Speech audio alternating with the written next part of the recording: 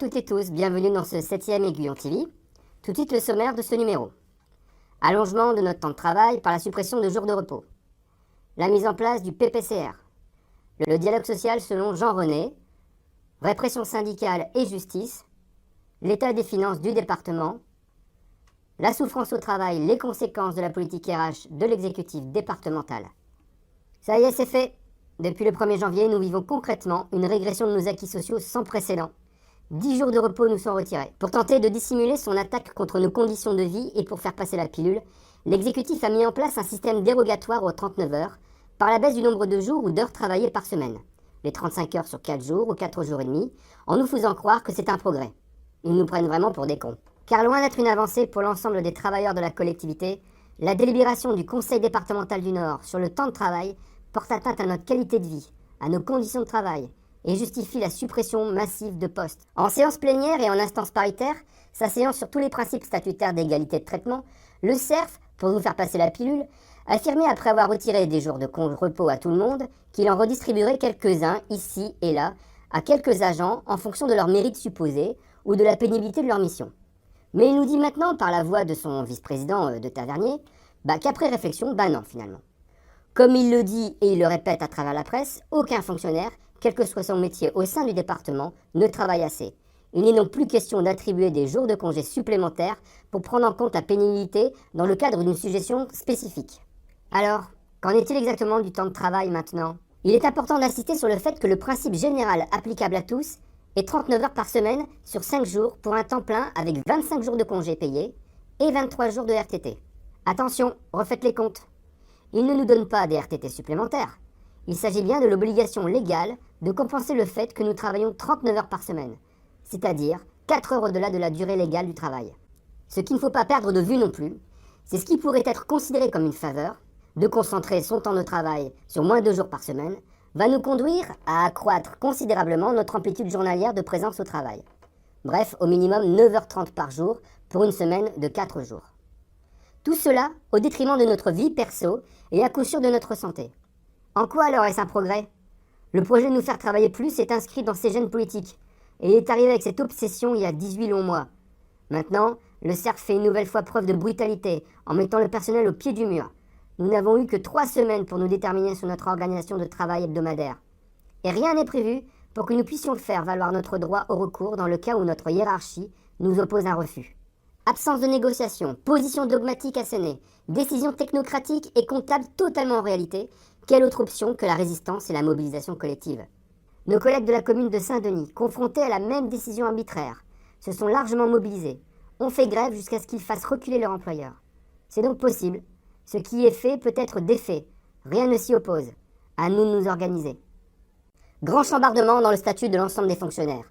Cela ne s'était pas vu depuis 1991 et les accords du Rafour. En 2016, les catégories A et B ont subi l'application du parcours professionnel carrière et rémunération, le PPCR. Depuis le début du mois, ce sont les catégories C qui sont maintenant aussi concernées. Sud s'est déjà très largement exprimé sur ce sujet. Cet été, et tout dernièrement, nous avons communiqué des éléments permettant de faciliter la compréhension de ce véritable péplum. Modification des grilles indiciaires, ce sont nos salaires. Suppression de certains grades et reclassement dans de nouveaux. Ça modifie notre carrière. Cadence unique d'avancement d'échelon à la durée maximale, ça aussi, ça touche à notre carrière et donc à notre niveau de vie. Transfert d'une partie de nos primes dans le traitement, c'est ce qu'on appelle le transfert prime point. Ça intègre une partie infime supplémentaire de notre revenu dans le calcul de notre retraite. Mais pour beaucoup, cela occasionne immédiatement une baisse de quelques euros sur le montant inscrit en bas de notre fiche de paie. Nous vous invitons à consulter nos publications sur l'espace sud de l'intranet départemental et sur notre site internet. Notre brochure est également à votre disposition. N'hésitez pas à venir la chercher ou à nous la demander. Une modification majeure donc de notre statut, carrière et rémunération. Imposée par décision gouvernementale unilatérale à grands coups de décret. L'accord, entre guillemets, n'ayant pas recueilli l'aval de la majorité des organisations syndicales représentatives. C'est donc un simulacre de dialogue social. La pseudo-négociation autour du PPCR n'a jamais eu d'autre but que de faire valider, par un accord avec les syndicats, la politique gouvernementale. Vous semblez oublier en effet, mes amis, que vous n'êtes que des salariés, c'est-à-dire les êtres les plus vulnérables du monde capitaliste, des chômeurs en puissance. Le chômage, Le chômage et son cortège de misère. Y avez-vous pensé? Fini la petite auto. Fini les vacances au crottoir. Fini le tiercé. C'est pourquoi, mes amis, si vous avez des revendications de salaire à formuler, vous m'adressez une note écrite et je la fous au panier et on n'en parle plus. Nous sommes bien d'accord? Ça vous fait penser à quelque chose? Bah nous oui. Oui, les exécutifs sont différents, mais les méthodes se ressemblent. Au département aussi, le CERF et sa clique s'acharnent à nous faire croire qu'ils dialoguent, écoutent, négocient. À grand renfort de com', ils affirment que chaque décision a fait l'objet d'une concertation avec le représentant du personnel. Mais dans les faits, comment ça se passe? Première étape. On convoque les syndicats à une succession de réunions avec les membres de la haute administration, au pas de charge, souvent au pied levé, sans documents préparatoires pouvant servir de base au débat et permettant aux délégués syndicaux d'exercer leur mandat de représentants du personnel. Deuxième étape. On fait savoir à l'ensemble des agents qu'on a rencontré leurs représentants, laissant croire ainsi que les projets sont négociés. Troisième étape, on convoque les instances en communiquant des rapports light, quelques jours seulement avant, et on publie sur intranet les décisions avant même que l'avis des représentants du personnel ne soit recueilli. Et enfin, quatrième étape, lorsque les représentants du personnel s'opposent à l'unanimité à un projet ou refusent de siéger en l'état, une nouvelle instance est convoquée quelques jours plus tard, sans qu'aucune modification, pas même une virgule, ne soit proposée. Voilà le dialogue social qu'appelle de ses voeux Jean-René Le Cerf. Rien que du flanc, ne vous laissez pas avoir. Jean-René Le Cerf préfère stigmatiser les syndicats, les mettre en cause, jusqu'à les criminaliser en sanctionnant ou en déposant plainte. Ce qu'il a fait, bah oui, rappelez-vous, en novembre 2015, contre Sud, après avoir supprimé l'usage de la boîte mail du syndicat, l'accès à l'utilisation du portail intranet et blacklisté notre site internet. Une censure sans précédent, qui en disait déjà long sur ses méthodes. En cause, l'aiguillon numéro 22, particulièrement incisif vis-à-vis de ce qui n'était encore que ses projets, et l'article satirique sur un entretien fictif avec la directrice des ressources humaines. Pour mémoire et se faire plaisir, n'hésitez pas, retrouvez-le en fil de l'actu dans l'espace intranet de notre organisation syndicale. Je n'ai saisi la justice, le juge pénal qu'une fois, parce que j'avais une de mes collaboratrices qui avait été traitée, j'estime, plus bas que terre, d'une manière qui me paraissait en outre liée au fait que ce soit une femme, au fonctionnaire, car je crois que ce type de critique, on ne l'aurait jamais fait à l'égard d'un homme. Bien sûr, sexistes nous, organisation féministe, composée majoritairement de militantes, la bonne blague. Pour nous, la fonction n'a pas de sexe, et des monsieur directeurs s'en sont pris autant. C'est vraiment le seul argument qu'il a pu trouver et dont il abuse. Allant jusqu'à écrire sur intranet que nous sommes diffamants, menaçants et injurieux. Et en s'autoproclamant juge, il définit lui-même le délit en déclarant à l'ensemble du personnel que Sud a commis une infraction. Mais en réalité, qui diffame là? Et il porte plainte. Pas de bol. Après enquête de police, convocation dans le cadre d'une commission rogatoire diligentée par un juge d'instruction, le procureur vient de conclure à un non-lieu. Aucun militant Sud n'est mis en cause. Et alors que l'instruction est close, il est établi que Sud n'a rien à se reprocher et n'a fait que jouer son rôle d'aiguillon. Plutôt que de sanctionner, ou alors perdre son temps à saisir la justice pour discréditer et tenter de rendre infréquentable Sud, l'exécutif serait plus inspiré à user de retenue et à mettre son énergie au profil de ce qui est sa mission, l'intérêt général. Nous ne sommes pas impressionnés, nous ne sommes pas impressionnables. Il n'y a d'ailleurs pas de quoi l'être. Parlons finances maintenant. Entendez-vous encore parler de faillite, de mise sous tutelle, de situation catastrophique et abyssale? La mise sous tutelle. Obligatoirement dans le mur. La collectivité sous tutelle. De la mise sous tutelle, la mise sous tutelle. Donc aujourd'hui, il faut diminuer la masse salariale.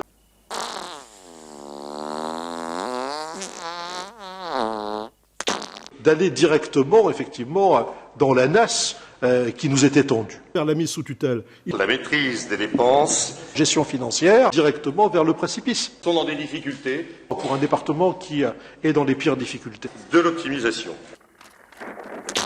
Et nous abaissons donc la masse salariale de 2 millions d'euros. Des problèmes dans lesquels nous sommes très largement embourbés. C'est pas intenable. Faut changer d'air. Le département serait définitivement sauvé?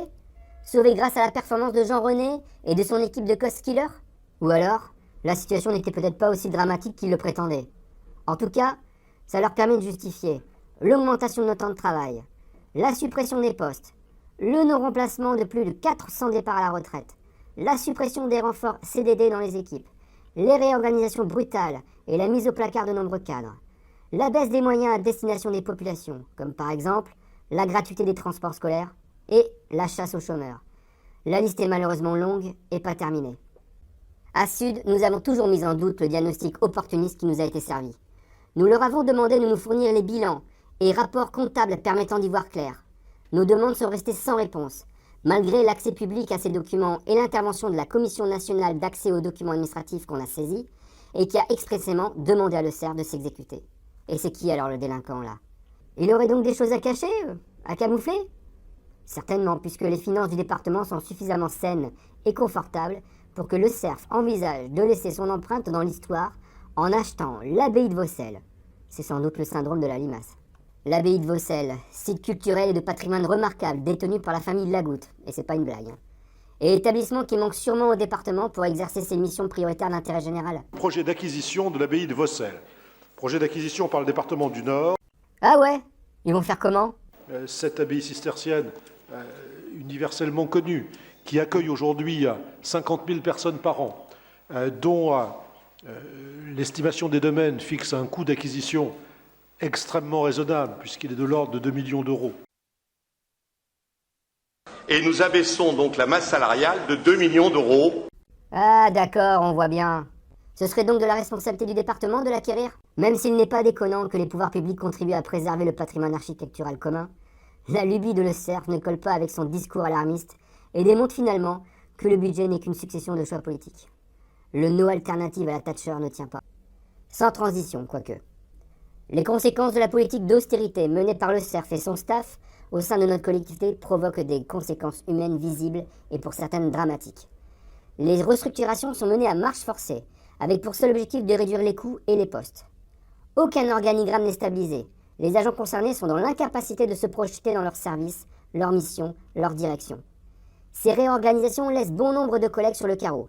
Pour l'instant, essentiellement des cadres intermédiaires. Avec une violence inouïe, des centaines d'entre eux ont reçu depuis le printemps dernier des courriers à leur domicile, souvent sans s'y attendre, les informant de la suppression ou de la reconfiguration de leur poste.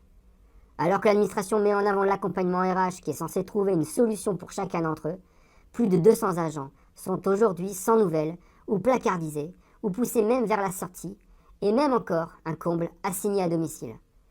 Pourtant, ces agents s'investissaient, travaillaient tous les jours pour des missions importantes et qui avaient du sens. Le climat est donc particulièrement anxiogène dans les services, où la plupart des collègues font le dos rond pour éviter les coups, mais aussi sont soumis au stress permanent. Pourtant, de tavernier le CERF ne cesse de répéter, à qui veut le croire, qu'ils ne rencontrent que des agents satisfaits. Bah ouais, hein. On sait que pour eux le stress n'est pas un risque pour la santé, mais c'est plutôt le moyen de pousser les salariés à se transcender et à se donner sans limite au profit de leur patron. Notre envoyé spécial nous confirme d'ailleurs que ces politiques savent de quoi ils parlent. N'est-ce pas, Bisbee? Oui, Bilout, j'ai bien trouvé une solution pour combattre le stress. Ici même, début septembre, un homme politique et élu avait expérimenté une technique entre le rayon perceuse et robinetterie. Bon, ça a mal fini pour lui, mais je me suis dit que cela pouvait rendre service aux nombreux agents du département soumis au stress et à la souffrance au travail. Non, quand même pas, soyons sérieux. Ce qui marche pour des élus politiques ne fonctionne pas pour des agents publics. Pour lutter contre la violence infligée aux agents, nous avons décidé il y a plusieurs semaines de mettre en place un observatoire du stress et de la mobilité forcée au sein du département.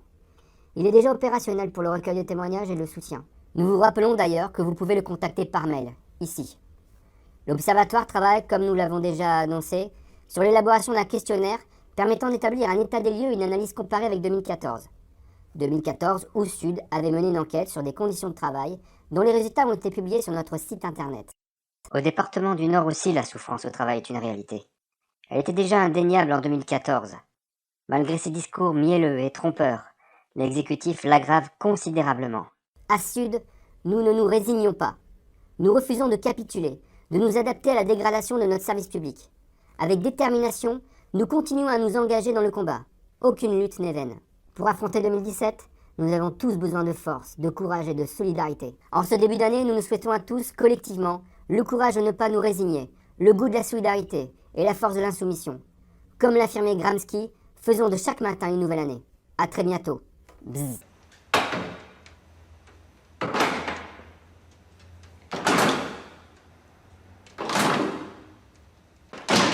Bon, alors maintenant, c'est fini les conneries. J'ai pas que ça à faire. Alors vous reprenez le travail ou quoi?